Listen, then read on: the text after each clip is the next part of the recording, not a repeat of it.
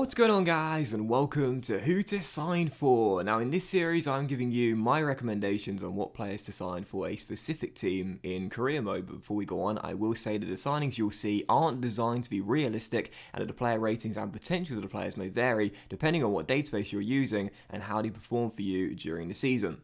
Obviously you don't have to follow all the tips. This is really just a set of guidelines to give you a hand if you're stuck for ideas and want some suggestions on what players you could sign for a certain club. This is mainly aimed at those who are out there who may be new to the game and just need a little bit of advice, or for those of you out there who just want a few recommendations on what players you could sign for a team that you may be using in career mode this year. So yes, in today's episode of Who to Sign For, guys, we are going to stick with the Bundesliga and go over a team that I've used in this year's career mode, Bayer Leverkusen from the Bayer Arena, and this is a really fun side to begin a career mode with. Now they're a 4.5-star team and have some really strong objectives in the first season, as you see them here. They got a finish in a Champions League place, which is top 4 in the Bundesliga, reached the semi-finals of the DFB Pokal, and reached the quarter-finals of the Champions League as well. Now those domestic objectives definitely doable when you look at their team and the fact they got around a 49 to 50 million pound in the budget to begin with when you do a little bit of wage budget alteration.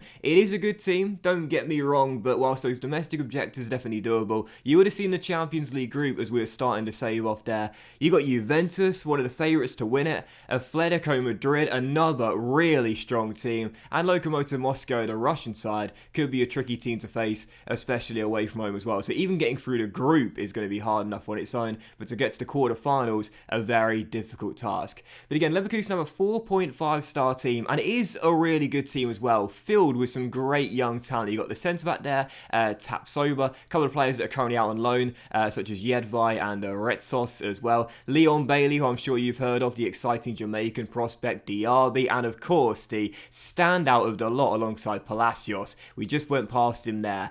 Kai Havertz, yes, one of the very best young players and one of the highest potential players in FIFA 20. So it's a team with a lot of great young talent. It's a really, really fun side. And as for players their deals come at the end of the year, only two. You've got the 35-year-old goalkeeper Ozcan, who I like to cash in on in the first season as he's your backup, and you can get a better option out of this younger and cheaper. And also Stani Levics as well. This is a central midfielder, only 19 years old, and does grow to around 79, 80, I believe. So definitely worth giving him a contract and tying him down.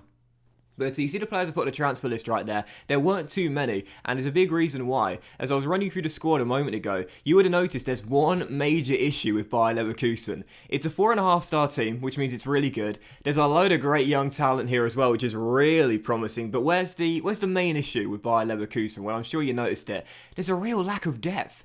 There's very few players that are currently playing for Bayer Leverkusen right now. And whilst you've got those 3 players that are out on loan, the Finnish striker and the 2 young centre-halves as well, quite frankly, this side is far too thin on the ground to compete for 3 trophies. When you're looking to fight on all fronts, both in the league, the cup, and in a European competition as well, squad rotation is going to be really key, particularly in the second half of the season when you've got games coming thick and fast, and oftentimes every single midweek. So you're going to need to fill out this side, make the squad thicker, get more depth to it, and that's why Bayer Leverkusen are one of the funnest teams in the top tier to use in this year's career mode, because there is nothing more fun, at least for me, than bringing in so many great young talents to add real squad depth to your team. It's a lot of fun for me to do that, and you'll see that's exactly what we do in this career mode as well. But as for new signings with Bayer Leverkusen, where's the area I would recommend improving the most? Well, it would be the centre-back role, and there are 4 players I've got on the list here that will be really great signings. You've got Alessio Romagnoli of Milan, Joe Gomez of Liverpool, Deo Upamecano of RB Leipzig, and also Thilo Kehrer of Paris Saint-Germain as well. Now, I would recommend making Romagnoli your main target. You should have enough to get him in the first transfer window, but as you can see, don't put a valuation bid in, because that's what I did in Milan. Just walk straight out of negotiations, wouldn't even consider negotiating with me. So yeah, you might need to pay, or you probably will need to pay a little bit more than his £29 million valuation. But the other 2 that I would recommend are Joe Gomez and Deo Upamecano. You know, Kehrer is not a bad option. He's got low to mid 80 potential and starts off 79 rated, but Upamecano and Gomez are definitely a step above the German. Joe Gomez is the highest rated of those three there, with 82 overall and 22 years old. Really great young talented centre-back that can also play right back as well. But Dayot Upamecano is the player that I would recommend signing out of the two. Whilst he is 2 ratings lower than Joe Gomez right now, he's one of the highest potential centre-backs in the game. He has 89 potential and dynamic potential. You can get this guy into the 90s and he can become the best centre-back in world football when he's in his prime. He's an amazing young talent playing for RB Leipzig, so he knows the Bundesliga, a really great player, and you won't have to spend that much money to get him in, as he'll be the cheapest out of those three there, Romagnoli, Gomez, and also Dale as well. We spent 24.5 mil on him, that's just over his valuation. You see his key stats there, jumping, strength, stand tackle, slide tackle, and as well, with the dynamic potential, he should have potential to be special. He's 6'1", he's a physical beast, and very, very good defensively as well. He'll go straight into your back three, and he and Jonathan Tah,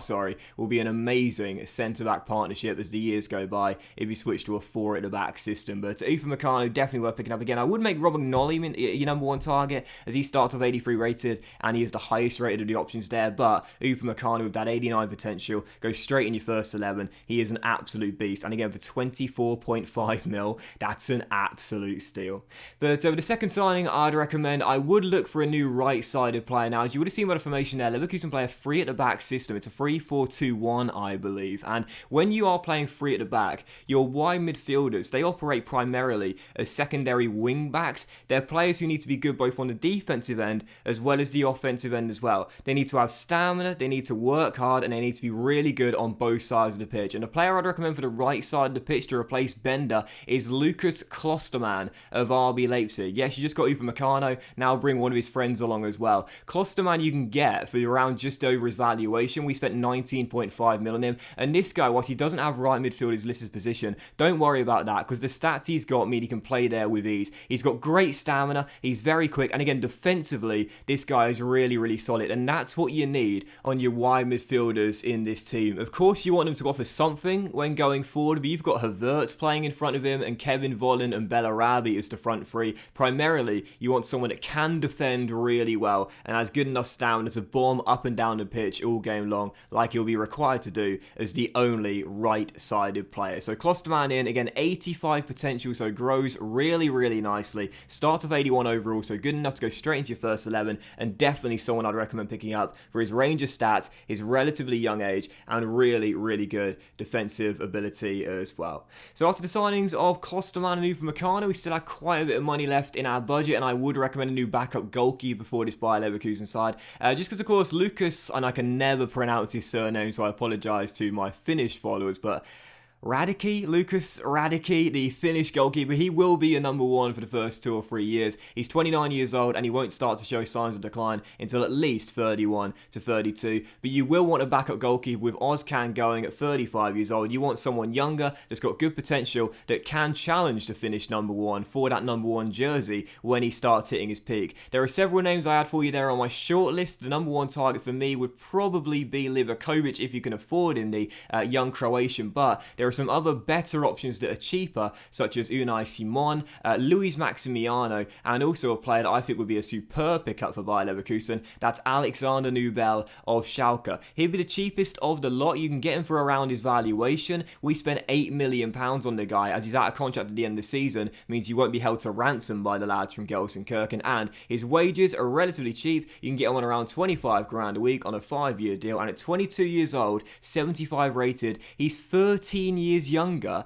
than your current backup goalkeeper Ozcan, yet 2 ratings higher. So he's younger, he's better, he's got potential for the future, and a goal of 85 potential. When he's in his prime, he will become your number one. In the first couple of seasons, he'll be backup and deputy, playing in Cup and European, perhaps some midweek games in place of Radicki, the Finnish goalkeeper. But again, when he starts to show signs of decline, Nubel will be ready to step in, take over as number one, and a goal of a 5-star weak foot, 85 reflexes already already on the 22-year-old. This guy's an amazing young goalkeeper and definitely worth picking up. Again, grows 10 ratings and will be good enough to become your number one when Lucas begins to show signs of decline. But still, following that, I would recommend a few more players with Bayer Leverkusen. Again, depth is the main issue in the first season at the Bayer Arena, so you do need to fill this squad out, and again, primarily with young talent, and I was going for that young German talent as well. You will need a new striker because you got Kevin Volland, your main out-and-out striker, and also the Argentine striker as well on the bench, but I'd still recommend a new third-choice striker here when you have any kind of injury crisis, suspension crisis, or your current strikers just aren't doing it for you. And there are two really good options, Mecha of Middlesbrough, but also this guy who I'd recommend the most. It's Karim Adeyemi of RB Salzburg in Austria. This guy, you can get him for around his valuation, won't need to spend more than £2 million on the kid, and whilst he only starts off 67 rated, he's only 17 years old, can play on both of the wings as well, so he's got great versatility, 4-star skill moves, absolutely rapid, great agility, great balance, decent ball control, and the flair trait as well, with 85 potential, meaning he grows 18 ratings, and of course with dynamic potential, you can get him into the high 80s as well. He's the sort of player in the first couple of seasons, you probably won't use him much, but when you do use him, you'll probably be impressed with the pace and the flair and the skill moves he's got, and again, he'll grow really nicely in the background, and as the years go by, he'll turn into a really handy bench player, impact sub, before eventually becoming your main out-and-out striker, I'm sure.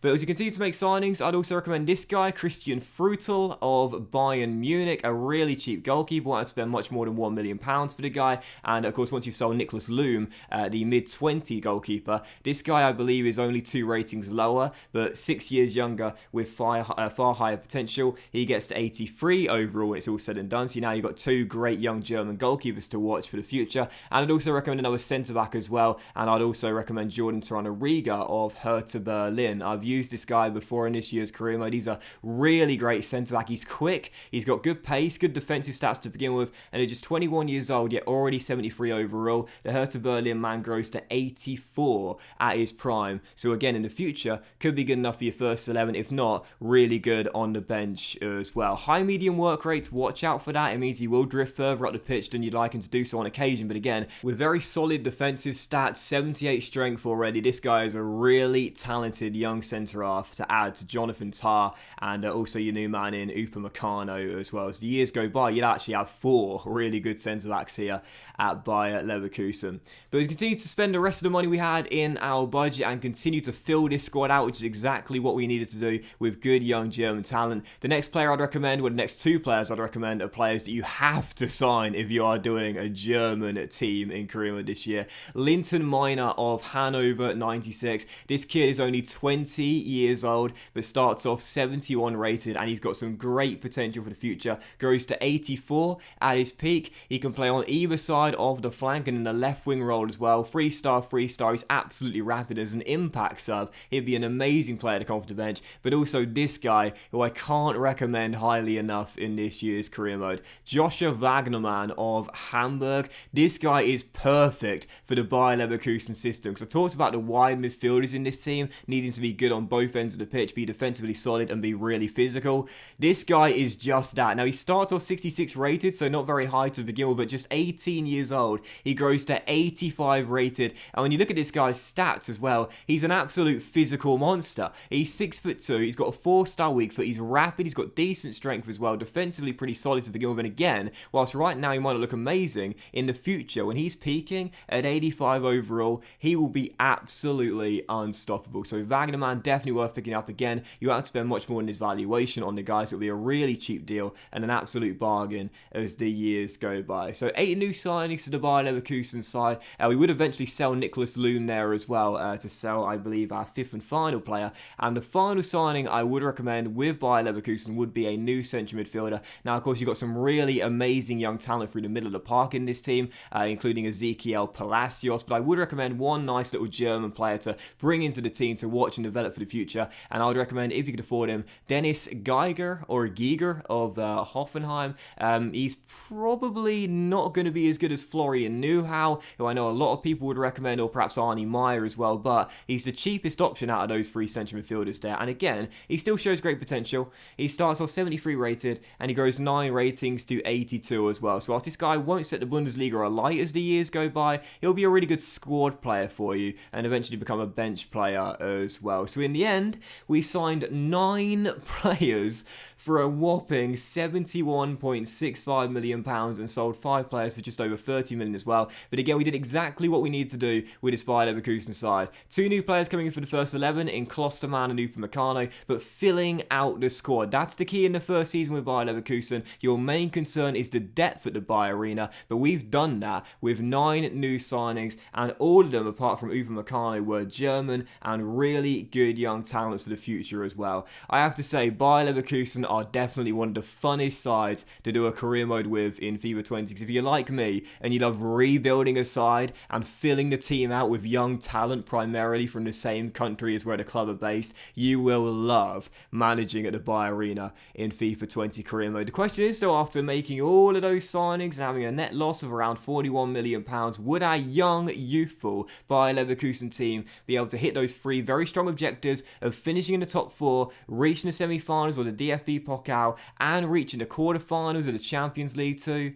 Well, as you can see, we did indeed hit our league objective. We finished in 4th place in the Bundesliga. We were a whopping 18 points behind the eventual winners Bayern Munich, although to be fair, that is to be expected. As I always say, in the first season when you're doing a Bundesliga team, regardless of who you're using, it could be Leipzig, it could be Dortmund, it could be Leverkusen, it could be anyone, regardless of who you're using. In the first season, don't try and topple Bayern Munich, because you're not going to be able to do it and you'll come up short. Bayern Munich are just so good in this year's career mode and always win the Bundesliga in the first season. So whilst we were a lot of points behind Bayern Munich, we still did finish in 4th and that final Champions League spot. So that's good enough for us to hit our league objective. And we also went one step further in the DFB Pokal as well. We reached the final. We were asked to reach the semi-final where Leverkusen are right now in real life. And I believe they're taking on a 4th tier team in the semi-final in real life. We went to the final before being thrashed by Bayern Munich by 4-0. So we exceeded our cup objective, we hit our league objective, but I never try and sweep anything under the rug in these episodes. We had an absolutely catastrophic failure in the European competition. As I said, it was going to be hard to get out of that group with Juventus and Atletico Madrid. We only picked up 1 win in our first 6 games in the Champions League. So we were knocked out of the group. We went into the Europa League. And even in the Europa League, this would also be considered a massive failure as well. We were knocked out in the last 16 by the Spanish side Getafe after an absolutely shocking second leg defeat, 4-1 at the Bayer Arena. And yeah, there's absolutely no doubt about it. Whilst domestically, it was a great first season at the Bayer Arena, guaranteeing Champions League football for next season and reaching the cup final as well. I won't try and deny it. In Europe, we absolutely tanked it, and that was really poor. But again, it's always going to be hard to do, you know, when you've got a squad that don't have the most amount of depth. And of course, after bringing in those young talents, they're going to need time to develop. It's always going to be really tough, especially with the group we had in Champions League as well. So really, whilst Europe was a massive failure, and I'll be the first one to admit it, I still think it was a decent first season for Bayer Leverkusen. Our main objective here was to strengthen the team in terms of the depth, bring in really good young talent for the future. And again, with Bayer Leverkusen, this is not a career mode where you do one season, win everything, and then quit the save and never come back to it. This is a long-term project. It will take you 2 to 3 years minimum before you can start taking out Bayern Munich on a regular basis as the best team in Germany. And in order to win European trophies as well, that will take you around 3 to 4 years. So it's a long-term project, and in the first season, it's all about laying down the groundwork, bringing depth to this Leverkusen side, something they're lacking significantly in the first season, filling it with great young German talents with high potential for the future, and again,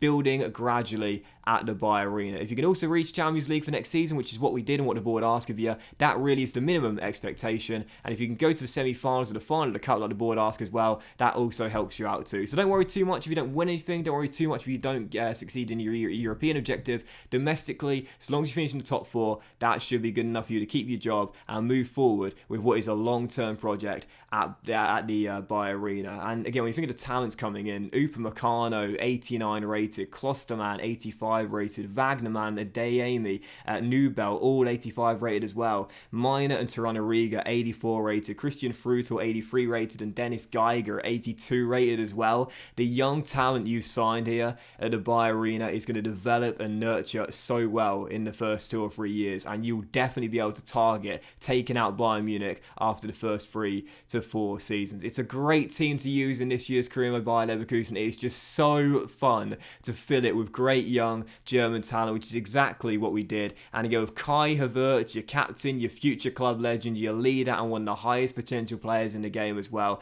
This is definitely a team I would use, and recommend using, I should say, for a FIFA 20 career mode. It is so fun to use Leverkusen this year.